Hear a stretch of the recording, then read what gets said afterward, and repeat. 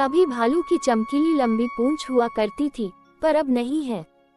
बेचारा भालू, किसी की बात में आकर काम करने से काम का बिगाड़ा ही होता है। अगर भालू लोमड़ी की बात में नहीं आता तो क्या ये होता भला।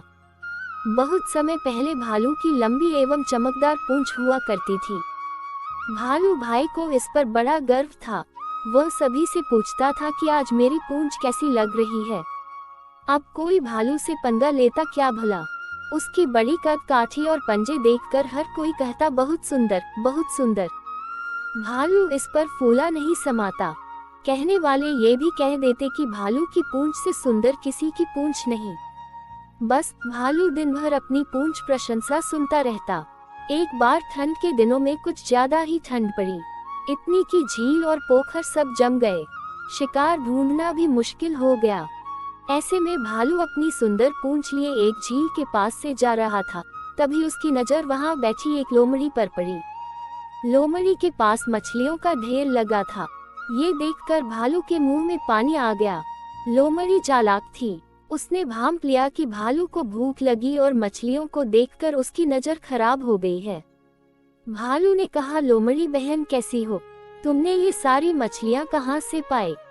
लोमड़ी ने चालाकी दिखाते हुए इस झील से। लोमड़ी ने जमी हुई झील में एक जगह गड्ढा दिखाते हुए कहा। भालू भी कम नहीं था। उसने कहा, पर तुम्हारे पास मछली पकड़ने का कांटा तो है ही नहीं। लोमड़ी बोली, मैंने अपनी पूंछ की मदद से यह सारी मछलियां पकड़ी हैं। भालू ने आश्चर्य के साथ पूछा, क्या कहा? तुमने यह मछलियां अपनी पूंछ से पकड़ी हैं? लोमड़ी ने जवाब दिया, हाँ भाई, इसमें इतना आश्चर्य करने वाली कौन सी बात है। मछली पकड़ने के लिए पूंछ किसी भी कांटे से बेहतर है। भालू ने कहा, मुझे भी सिखाओ। लोमड़ी बोली, इस झील में जितनी मछलियां थी वे मैंने सारी पकड़ ली है। आओ किसी दूसरी झील पर चलते हैं।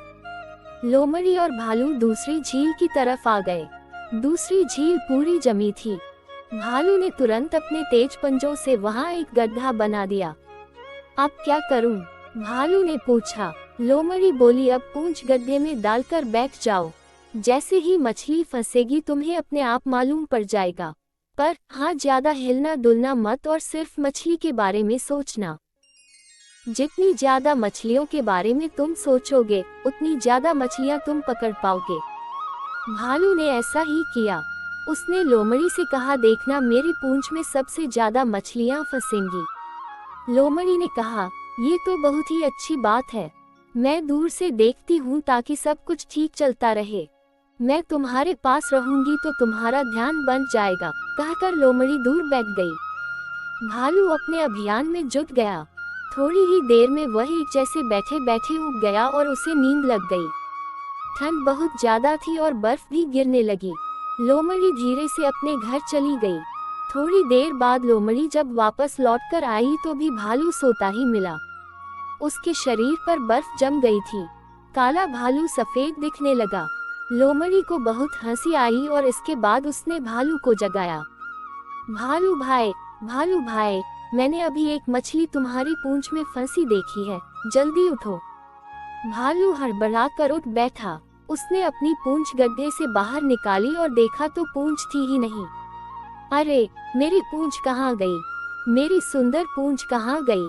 उसने इधर उधर देखा तो उसे लोमड़ी हंसते हुए जाते दिखी। अब भालू की लंबी पूंछ की जगह छोटी सी पूंछ बची थी। भालू ने लोमड़ी को बहुत बुरा भला कहा। तब से भालू की पूंछ छोटी है। तब से लेकर आज तक भालू अपनी पूंछ को याद करके गुर्रा रहा है। जब भी भालू गुर्राता है तो समझो कि वह अपनी पूंछ को याद कर रहा है।